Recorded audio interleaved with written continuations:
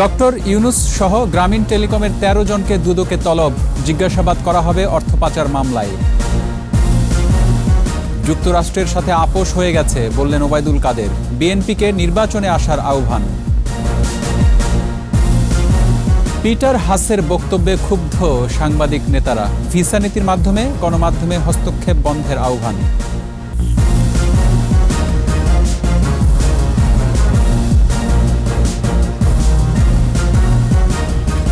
শুনছিলেন first security ইসলামী bank limited সংবাদ শিরোনাম। আমন্ত্রণ রাত ৯টার ২১-এর সংবাদে, সাথে আছি রক্তিম ত্রিপুরা। দর্শক, ২১ টেলিভিশনের সংবাদ একই সাথে সরাসরি দেখতে পাবেন আমাদের ফেসবুক পেজ www.facebook.com/2124 অনলাইনে। অর্থ আত্মসাৎ ও পাচারের মামলায় জিজ্ঞাসাবাদের জন্য ডক্টর মোহাম্মদ ইউনুস সহ ১৩ জনকে তলব করেছে দুদক। আগামী ৫ অক্টোবর ডক্টর ইউনুস দুদকের তলবে হাজির হবেন বলে জানিয়েছেন তার আইনজীবী। দুদক চেয়ারম্যান জানিয়েছেন, হয়রানি নয়, সুনির্দিষ্ট মামলায় জিজ্ঞাসাবাদের জন্যই তাদের দুদকে আসতে বলা হয়েছে। পার্থ সারথীকে সঙ্গে নিয়ে শাকেরা আরজুর রিপোর্ট।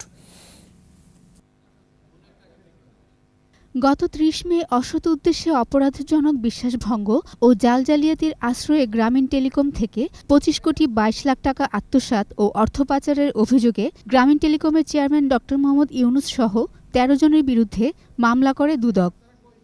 এরপর গত ২৭ সেপ্টেম্বর দুদকের তদন্তকারী কর্মকর্তা গুলশান আনোয়ার প্রধানের সই করা এক চিঠিতে বলা হয়, ২৫ কোটি ২২ লাখ টাকা আত্মসাতের বিষয়ে সুষ্ঠু তদন্তের স্বার্থে ড ইউনুসের বক্তব্য শোনা প্রয়োজন। বক্তব্য দেওয়ার জন্য আগামী ৫ অক্টোবর দুপুর ১২:৩০ দুদক কার্যালয়ে উপস্থিত হতে অনুরোধ করা হয় চিঠিতে। আয়োর প্রয়োজন হয়েছে, ডাকছে, উনি আসলে ভালো, না আসলে না আসবে।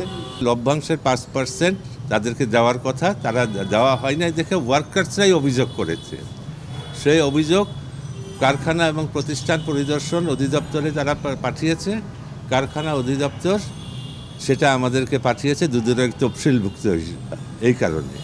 তাহলে হয়তো হয়রানি কোথায় হলো। এই নোটিশের প্রেক্ষিতে ডক্টর ইউনুস হাজির হবে বলে মঙ্গলবার জানান তার আইনজীবী। ডক্টর ইউনুস এবং আশরাফুল হাসান এবং ম্যানেজিং ডাইরেক্টর নাজমুল ইসলামকে আগামী ৫ তারিখ অক্টোবর হাজির হওয়ার জন্য চিঠি দিয়েছে। প্রতি উত্তরে ডক্টর ইউনুস সাহেব বলেছেন, আমি যেতে প্রস্তুত আছি। অর্থ পাচার অভিযোগের বিষয়ে তিনি বলেন, ৪৩৭ কোটি টাকা শ্রমিকদের আগেই পরিশোধ করা হয়েছে, আর ২৬ কোটি টাকা সেই পরিশোধেরই অংশ।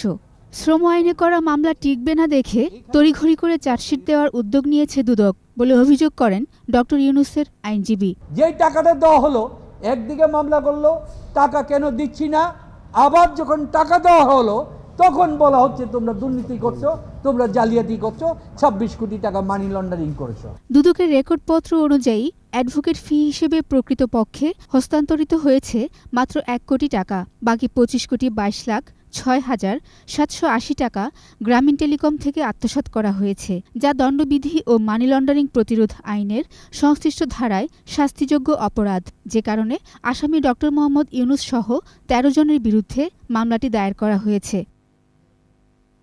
শাকেরা আরজু, ২১ টেলিভিশন, ঢাকা। যুক্তরাষ্ট্রের সাথে আপোষ হয়ে গেছে বলে জানালেন আওয়ামী লীগ সাধারণ সম্পাদক ওবায়দুল কাদের। আমিনবাজারে ঢাকা জেলা আওয়ামী লীগের শান্তি ও উন্নয়ন সমাবেশে তিনি বলেন, আন্দোলনে হেরে যাওয়া বিএনপি ফাইনাল খেলাতেও হেরে যাবে। আদিত্য মামুনের রিপোর্ট। আন্দোলনের নামে দেশব্যাপী বিএনপি জামাতের নৈরাজ্যের প্রতিবাদে ঢাকা জেলা আওয়ামী লীগের এই শান্তি সমাবেশ যোগ দেন দলের সাধারণ সম্পাদক সহ সিনিয়র নেতারা।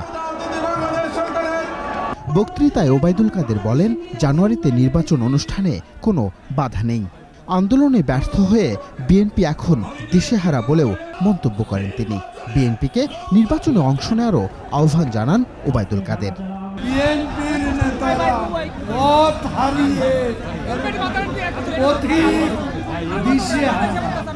আগামী মাসে সেমিফাইনাল, জানুয়ারিতে ফাইনাল।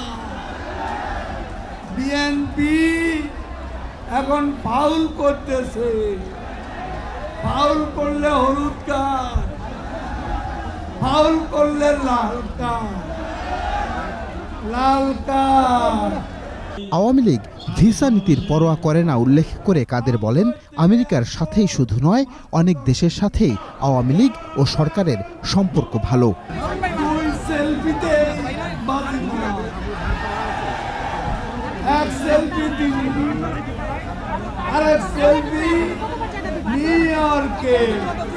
কোথায় ভিসা নীতি? তলে তলে আপোষ হয়ে গেছে, আপোষ হয়ে গেছে। দিল্লি আছে, আমেরিকারও দিল্লিকে দরকার। আমরা আছি, দিল্লিও আছে। দিল্লি আছে, আমরা আছি। শত্রুতা কারোর সাথে না। দুর্নীতিবাজ লুটেরাদের জনগণ ক্ষমতায় দেখতে চায় না বলেও জানান আওয়ামী লীগ সাধারণ সম্পাদক। ক্ষমতায় বসে দেশ শুদ্ধ ওই দিন শেষ। আদিত্য মামুন, 21 টেলিভিশন, ঢাকা।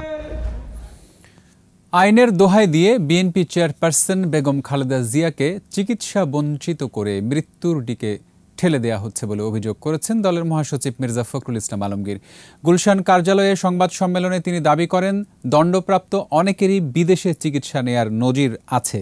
খালেদা জিয়াকে সে সুযোগ না দেয়া অমানবিক এবং সংবিধানের মৌলিক অধিকার লঙ্ঘন বলেও মন্তব্য করেন ফখরুল। যে রোগের চিকিৎসা দেশে সম্ভব নয়, সামর্থ্য অনুযায়ী দেশের বাইরে গিয়ে চিকিৎসা নিতে বাধা দেওয়া সংবিধানকে অবজ্ঞা করা। প্রকৃতপক্ষে দেশনেত্রী বেগম খালেদা জিয়াকে সংবিধানের দেওয়া চিকিৎসার সুরক্ষা থেকে বঞ্চিত করা হয়েছে, যা অন্যায়, অমানবিক ও অসাংবিধানিক। জনগণের আন্দোলনের মধ্যে দিয়ে সরকারের পতন হবে এবং খালেদা জিয়া তখন উন্নত চিকিৎসার ব্যবস্থা করা সম্ভব হবে। বিদেশে খালেদা জিয়ার চিকিৎসার বিষয়ে সরকার কোনোভাবেই ভুল ব্যাখ্যা দিচ্ছে না বলে মন্তব্য করেছেন তথ্যমন্ত্রী ডক্টর হাসান মাহমুদ। দুপুরে সচিবালয়ে কেবল অপারেটর্স অ্যাসোসিয়েশন অব বাংলাদেশ এর প্রতিনিধিদের সাথে বৈঠকের আগে সাংবাদিকদের তিনি বলেন, প্রতিহিংসা পরায়ণ খালেদা জিয়ার প্রতি প্রধানমন্ত্রী শেখ হাসিনার মহানুভবতা নজিরবিহীন।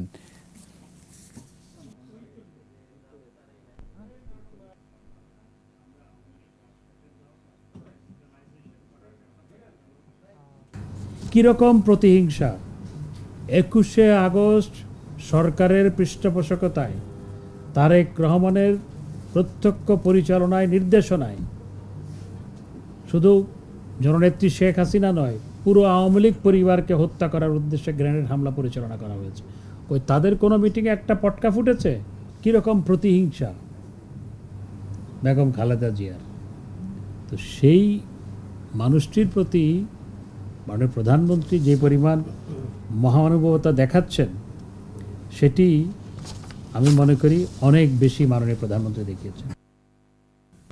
গণমাধ্যমের উপর মার্কিন ভিসা নীতি প্রয়োগে ক্ষুব্ধ প্রতিক্রিয়া জানিয়েছেন সাংবাদিক নেতারা। ভিসা নীতি স্বাধীন সাংবাদিকতার পরিপন্থী উল্লেখ করে সাংবাদিক নেতারা বলেন, সার্বভৌমত্বের প্রশ্নে কোনো চাপের কাছে নতি স্বীকার করবে না গণমাধ্যম। মার্কিন ভিসা নীতিকে দেশটির সংবিধানের সঙ্গে সাংঘর্ষিক বলেও মন্তব্য করেন তারা। রিপোর্টে বাকিটা জানাচ্ছেন মোহাম্মদ নুরুন্নবী। চলতি বছরের 24শে মে নতুন ভিসা নীতি ঘোষণা করে যুক্তরাষ্ট্র। এরপর বাংলাদেশের জন্য বিধিনিষেধ কার্যকর হয় 22শে সেপ্টেম্বর।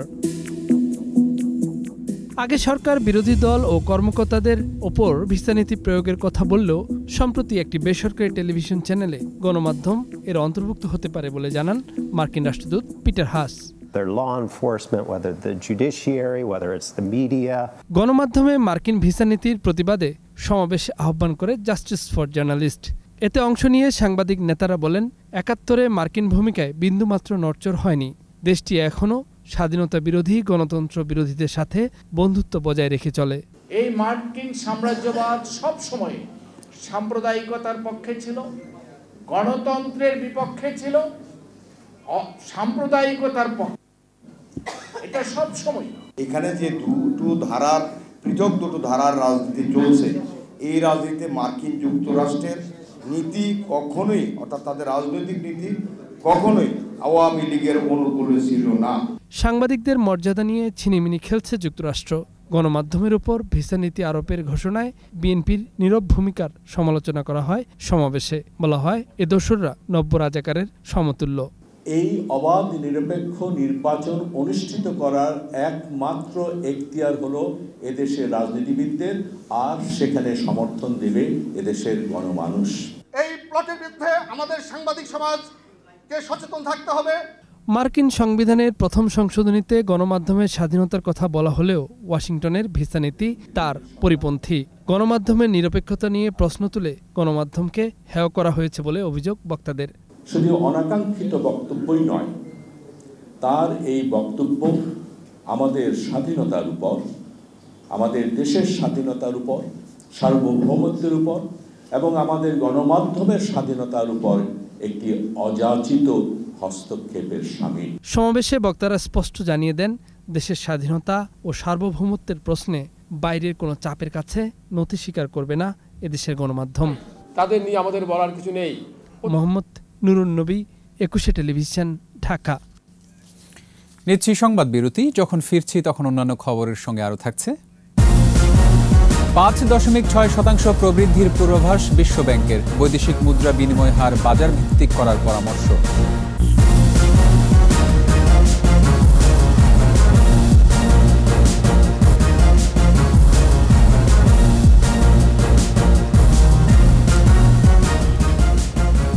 আমন্ত্রণ আবারও রাত 9:21 সংবাদে। 24 ঘন্টায় ডেঙ্গু আক্রান্ত হয়ে আরও 13 জন মারা গেছে। এ নিয়ে চলতি বছর ডেঙ্গুতে 1030 জনের মৃত্যু হয়েছে। স্বাস্থ্য অধিদপ্তর জানিয়েছে 24 ঘন্টায় আরও 2799 জন ডেঙ্গু আক্রান্ত হয়ে হাসপাতালে ভর্তি হয়েছে। এ নিয়ে চলতি বছর মোট আক্রান্ত 2,11,683। দেশের বিভিন্ন হাসপাতালে ভর্তি আছেন মোট 9,198 জন। এর আগে 20 সেপ্টেম্বর ডেঙ্গু আক্রান্ত হয়ে 21 জনের মৃত্যু হয়, যা একদিনে সর্বোচ্চ। 5 নভেম্বর ব্রাহ্মণবাড়িয়া 2 ও লক্ষ্মীপুর 3 আসনের উপনির্বাচন হবে বলে জানিয়েছেন নির্বাচন কমিশন সচিব জাহাঙ্গীর আলম। দুপুরে প্রধান নির্বাচন কমিশনারের নেতৃত্বে নির্বাচন ভবনে 24তম কমিশন সভার বৈঠকে এই সিদ্ধান্ত হয়। পরে ব্রিফিংয়ে সচিব জানান, তফসিল অনুযায়ী মনোনয়ন দাখিল 11 অক্টোবর ও প্রত্যাহার করা যাবে 9 অক্টোবর পর্যন্ত। 0-2 আসনে ভোট হবে ব্যালটে। কেন্দ্রে থাকবে না সিসিটিভি। সাংবাদিকদের প্রশ্নের জবাবে সচিব আরও বলেন, সাংবিধানিক বাধ্যবাধকতা থাকায় 0-2 আসনে নির্বাচন করতে হচ্ছে। কমিশন দুটি আসনের নিম্নরূপ তফসিল ঘোষণা করছে। এই দুটো উপনির্বাচনের মনোনয়নপত্র দাখিলের শেষ দিন হচ্ছে 11 অক্টোবর 2023 বুধবার। মনোনয়নপত্র বাছাই হবে 12 অক্টোবর 2023 বৃহস্পতিবার। মনোনয়নপত্র বাছাইয়ের বিরুদ্ধে আপিল দায়ের করা যাবে 13 থেকে 17 অক্টোবর শুক্র থেকে মঙ্গলবার। আপিল নিষ্পত্তি হবে 18 অক্টোবর বুধবার। প্রার্থিতা প্রত্যাহারের শেষ দিন 19 অক্টোবর 2023 বৃহস্পতিবার। প্রতীক বরাদ্দ 20 অক্টোবর 2023 শুক্রবার এবং ভোট গ্রহণ হবে 5 নভেম্বর 2023 রবিবার। চলতি অর্থ বছরে বাংলাদেশে 5.6% জিডিপি প্রবৃদ্ধি হতে পারে বলে পূর্বাভাস দিয়েছে বিশ্বব্যাংক। এর আগে এপ্রিলে 6.2% প্রবৃদ্ধির সম্ভাবনার কথা জানিয়েছিল সংস্থাটি। টেকসই প্রবৃদ্ধি অর্জনে জোরালো সংস্কারের পরামর্শ দিয়েছে দাতা সংস্থাটি। মেহেদী হাসানের রিপোর্ট। বাংলাদেশের অর্থনৈতিক অগ্রগতি এবং এর গতি প্রকৃতি তুলে ধরতেই বিশ্বব্যাংক ঢাকা কার্যালয়ের সংবাদ সম্মেলন। বাংলাদেশ ডেভেলপমেন্ট আপডেট শীর্ষক প্রতিবেদনে বিশ্বব্যাংক বলছে, উচ্চ মূল্যস্ফীতি, আর্থিক খাতের চ্যালেঞ্জ, বৈদেশিক বাণিজ্যে ভারসাম্য ধরে রাখার চাপ জিডিপি প্রবৃদ্ধিতে নেতিবাচক প্রভাব ফেলেছে। এ কারণে অর্থবছর শেষে জিডিপি প্রবৃদ্ধি 5.6% নেমে আসতে পারে বলে শঙ্কা বিশ্বব্যাংকের। Our projections for growth in 2024 is 5.6%.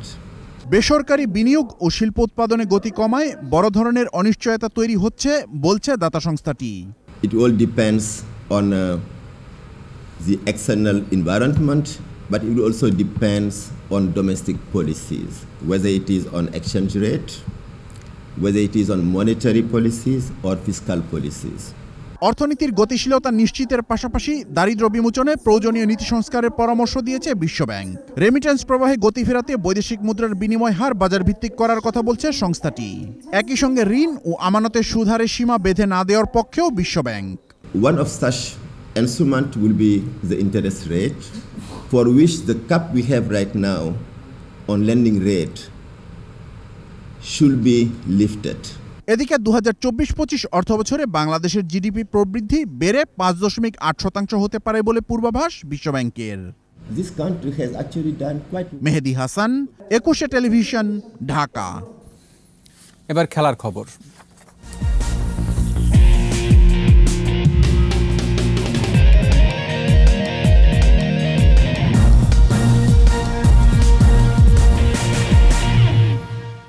অপেক্ষা মাত্র একদিনের, পর্দা উঠছে ক্রিকেটের সবচেয়ে জমজমাট আসর ওয়ানডে বিশ্বকাপের। এর আগে যৌথভাবে ভারতের মাটিতে হলেও এবারই প্রথম এককভাবে বিশ্বকাপ আয়োজনের দায়িত্ব পেয়েছে দেশটি। উদ্বোধনীতে তাই চমকের অপেক্ষায় গোটা বিশ্ব। দর্শকদের নাচ গানে মাতিয়ে রাখতে প্রস্তুত বলিউড তারকারাও। বিস্তারিত আকাশুজ্জামানের রিপোর্টে। 1987, 1996 ও 2011 এই 3 আসরেও আয়োজক ছিল ভারত, তবে সেগুলো যৌথভাবে। ক্রিকেটের গ্রেটেস্ট শো অন আর্থের 48তম বছরে এসে প্রথমবার এককভাবে আয়োজক কপিল দেব, সচিন টেন্ডুলকারের দেশ। আহমেদাবাদের নরেন্দ্র মোদী স্টেডিয়ামে 4 অক্টোবর বাংলাদেশ সময় সন্ধ্যা 7:30টায় জাঁকজমকপূর্ণ উদ্বোধনী আয়োজন করছে ভারতীয় ক্রিকেট কন্ট্রোল বোর্ড। তবে দর্শকদের চমক দিতে অনুষ্ঠানটির কোনো তথ্য এখনও দেয়নি বিসিসিআই। তবে সংবাদ মাধ্যমগুলো বলছে উদ্বোধনী চমকে থাকছেন বিশ্বকাপানো বলিউড তারকারা। গানে গানে দর্শকদের মাতাতে আসছেন কিংবদন্তি কণ্ঠশিল্পী আশা ভোসলে, গায়ক ও সঙ্গীত পরিচালক মহাদেভান, কণ্ঠশিল্পী শ্রেয়া ঘোষাল ও অরিজিৎ সিং। নাচ পরিবেশনায় থাকছেন বরুণ ধাওয়ান, রণবীর সিং ও তামান্না ভাটিয়ার মতো তারকারাও।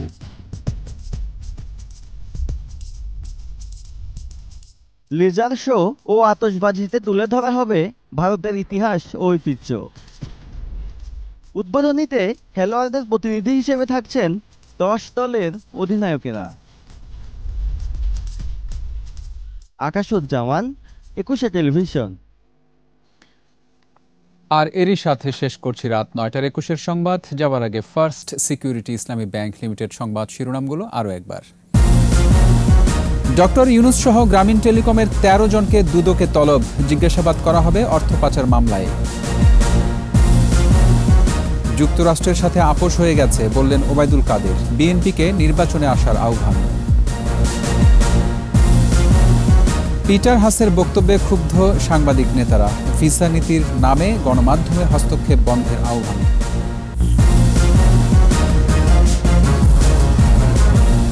সর্বশেষ খবর জানতে ডায়াল করুন 2021 নম্বরে আর ভিজিট করুন 21-tv.com ওয়েবসাইটে। এছাড়া ফেসবুকে লগ ইন করতে পারেন facebook.com/2124 অনলাইনে। পরের সংবাদ রাত 11টায়। দেখার আমন্ত্রণ।